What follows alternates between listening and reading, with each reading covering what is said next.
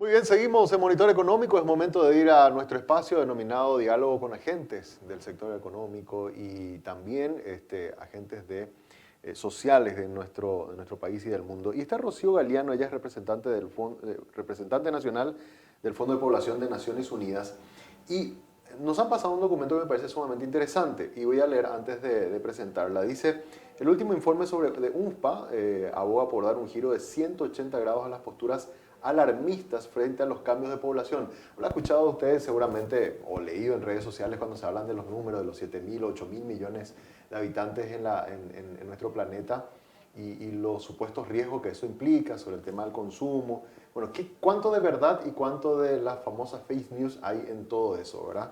Entonces, el informe hace referencia a las 8.000 millones de vidas, infinitas posibilidades, argumentos a favor de los derechos y libertades, dice el título. Así que para que nos explique sobre eso, está Rocío ahí con nosotros. ¿Cómo estás? Muy buenos días. Muy buenos días, Samuel, a vos y a toda la teleaudiencia. Bueno, realmente este informe de la población mundial toma como dato el hecho de que a finales del año pasado la población mundial alcanzó los 8.000 millones de habitantes. Exacto. Y analiza un poco cuáles son las tendencias, por ejemplo, de que hoy 2/3 de la población mundial habita ya en países de bajas tasas de fecundidad, o sea, de que empiezan a tener menos nacimientos y de que en términos de proyección el crecimiento de la población mundial se va a dar fundamentalmente, casi el 50% en torno a 8 países, 4 de ellos de África, más Egipto, Filipinas, Pakistán, entre otros países. O sea, lo que vemos es de que el crecimiento económico, el nivel de desarrollo, está en algunos casos asociado a bajas tasas de fecundidad y que el fenómeno que llamamos de transición demográfica se está dando en todos los países en mayor o menor medida.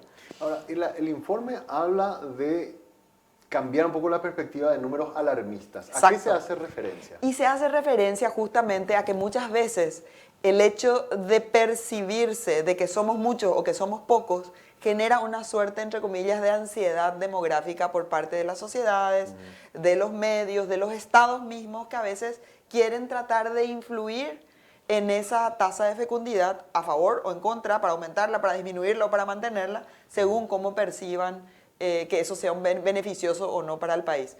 Lo que analizamos desde el Fondo de Población de Naciones Unidas es que realmente no importa si somos o percibimos que somos muchos o pocos, lo que importa es que la población que sea la de un país determinado pueda vivir en una sociedad que sea próspera, que sea inclusiva, que sea sostenible. Ese es realmente el foco que deberíamos tener cuando analizamos las tendencias demográficas, cómo esas tendencias junto con las situaciones sociales, económicas y ambientales afectan a la población y cuáles son las políticas y los programas que debemos implementar para aprovechar esa situación demográfica concreta que afronte cada país. Claro.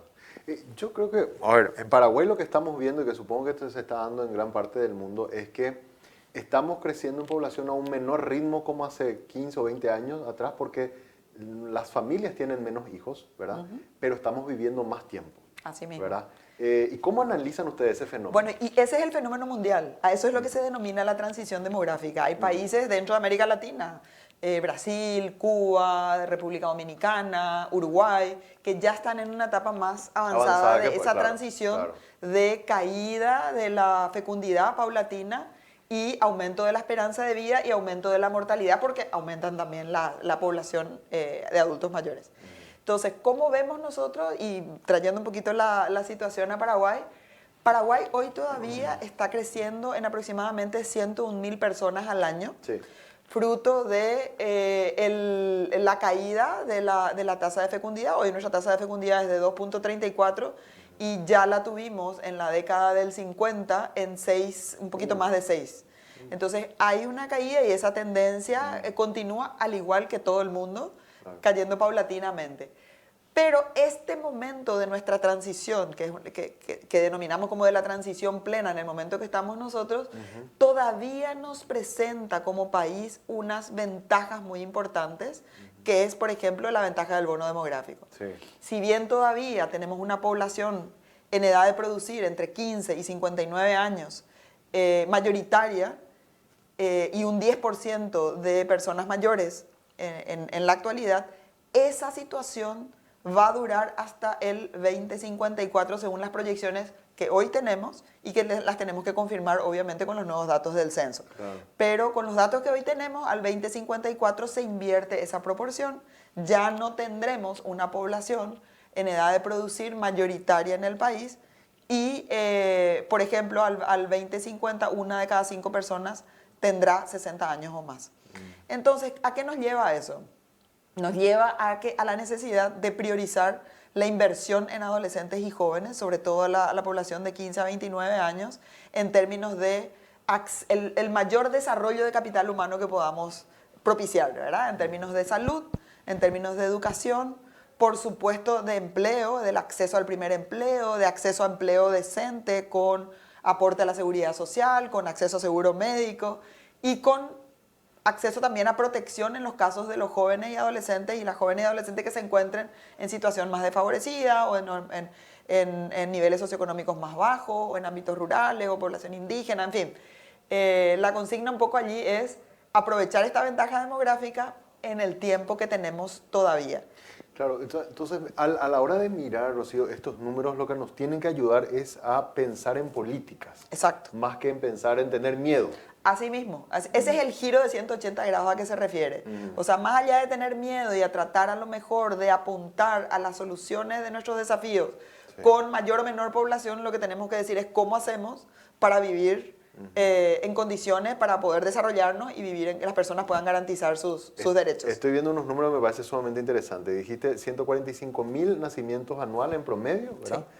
43.000 defunciones y 700 personas menos anualmente como diferencia entre las que migran e inmigran. ¿Verdad? El saldo migratorio. El saldo migratorio. El tema de la cuestión migratoria mermó mucho en Paraguay en los últimos años. Bueno, Paraguay sostiene una corriente migratoria, digamos que si uno mira... No es ese fenómeno de los principios de los 2000 que todo el mundo viajaba. No, mantiene, digamos que con algunos acentos y algunas disminuciones, pero mantiene más o menos estable la corriente migratoria hacia España, hacia Argentina, hacia los países limítrofes, con algunas excepciones de otros países. Sí. O sea, por eso es que el saldo migratorio es relativamente pequeño, digamos, ¿verdad?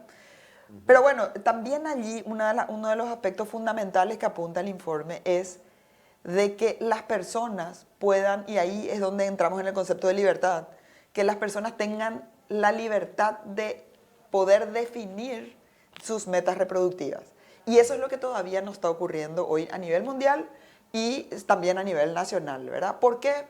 Porque todavía hay brechas de acceso a planificación familiar, porque tenemos un número muy importante de embarazos no planificados, a nivel mundial es casi el 50%, no fueron planificados, y en Paraguay además tenemos la situación del embarazo adolescente, que afecta a niñas de 10 a 14, son casi 500 nacimientos al año, y 13.000 y poquito de 15 a 19 años. O sea, esas personas definitivamente no lo habían planificado y no era una meta reproductiva. Y también tenemos el otro lado, personas que quisieran tener hijos y no tienen acceso a tratamientos de fertilidad. Claro. O jóvenes, como vos mencionabas, de que hoy en día no se plantean tener hijos, o si se plantean, digamos, en edades más avanzadas que antes, o tener uno solo, porque la situación socioeconómica no les permite dar a esos hijos o a su familia las condiciones de vida, el nivel educativo, el acceso a una vivienda, que les permita planificar una familia con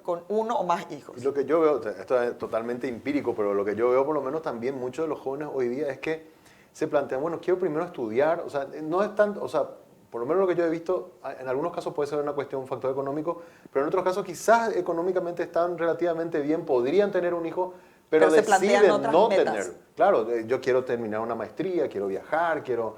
Y recién eso, después de los 30 comienzan a pensar en eso. Exacto. Y eso es positivo porque eso habla de los cambios culturales, sí, del acceso a educación, sí, de las perspectivas de desarrollo que tienen las personas. Por eso es que insistimos mucho en que no es bueno o es malo ser pocos o muchos, o la percepción de que somos muchos o pocos. Claro. Lo importante es que podamos realizar nuestro proyecto de vida, que las personas tengan acceso a desarrollar sus capacidades y poder aportar al país de una manera significativa. Ahí hay un tema que hay algunas políticas que son claves. Para el proceso, digamos, de envejecimiento y la caída de las tasas de fecundidad, necesitamos proyectar un país con un sistema de salud fortalecido para atender a las personas mayores, con un sistema muy robusto de pensiones y también con un sistema de cuidados. Y el sistema de cuidados, la pandemia nos demostró de que todos somos vulnerables. Sí. Acá no hablamos solamente de cuidados a los niños, ni solamente a las personas mayores, también a las personas adultas o jóvenes que pueden pasar por momentos de dependencia o momentos de discapacidad que requieran de cuidados. Y hoy, el tiempo no remunerado, porque en general el cuidado en Paraguay es tiempo no remunerado, Claro. trabajo no remunerado.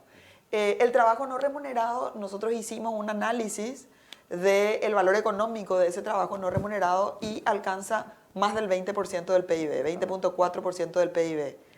Y ese trabajo no remunerado recae en más del 75% en las mujeres. Y entonces eso nos lleva a pensar qué pasa con el bono femenino. Hoy tenemos una población de mujeres y sobre todo de mujeres jóvenes que podrían insertarse al mercado laboral, aportar a su propio desarrollo, de su familia, de su comunidad y del país, y que sin embargo tienen esa oportunidad truncada o obstaculizada porque no acceden a un trabajo formal.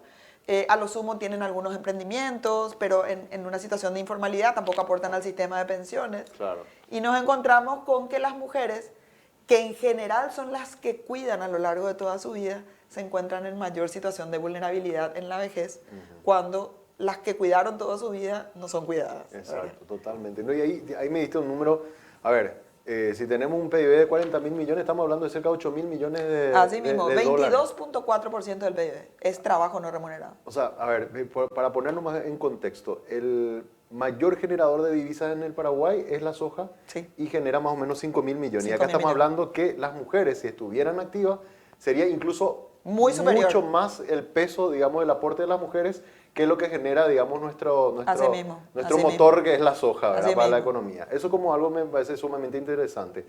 Y como somos un diario económico, un medio económico, quisiera cruzar un poco con algo que mencionaste, que me parece importante. Paraguay está en un momento de su historia en donde tiene esta ventana, digamos, de jóvenes. Y yo creo que estos números nos deberían obligar a nosotros a pensar en el capital humano, en esos jóvenes, aprovechar ese potencial para dar el disparo y crecer, ¿verdad? Y buscar ese desarrollo.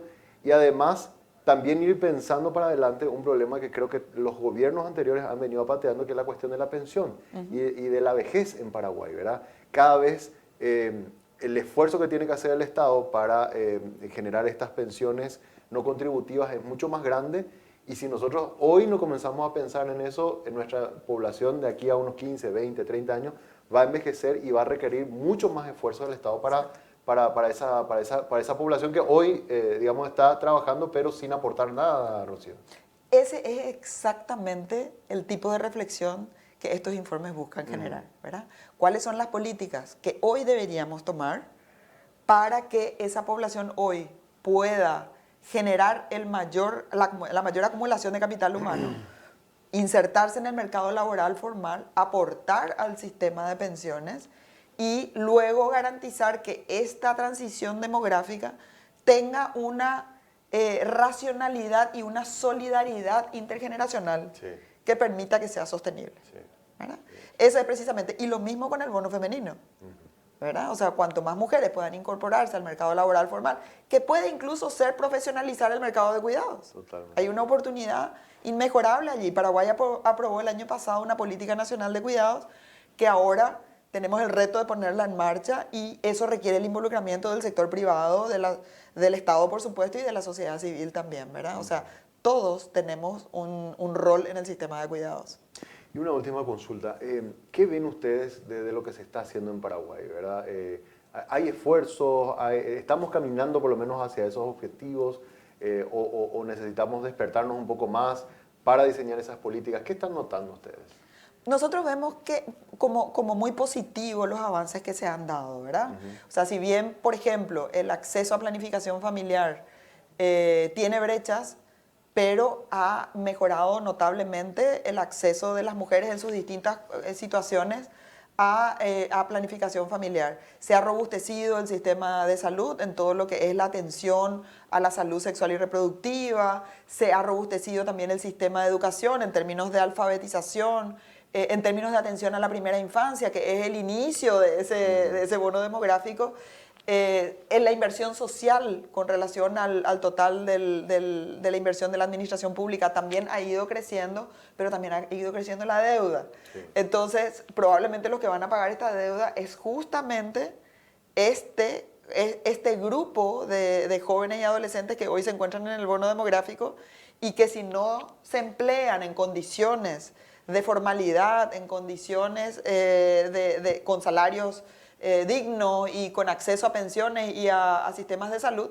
muy probablemente no van a estar en condiciones de pagar esa deuda ni de sostener, digamos, el proceso de transición demográfica. Entonces, sí reconocemos que hay avances, hay sistemas de transferencias para población en situación de mayor desventaja, digamos, en términos de equidad, pero todavía nos falta dar una mayor aceleración a políticas que son claves. Totalmente. ¿Verdad? Y ahí, de vuelta, salud, educación, empleo, protección y cuidados.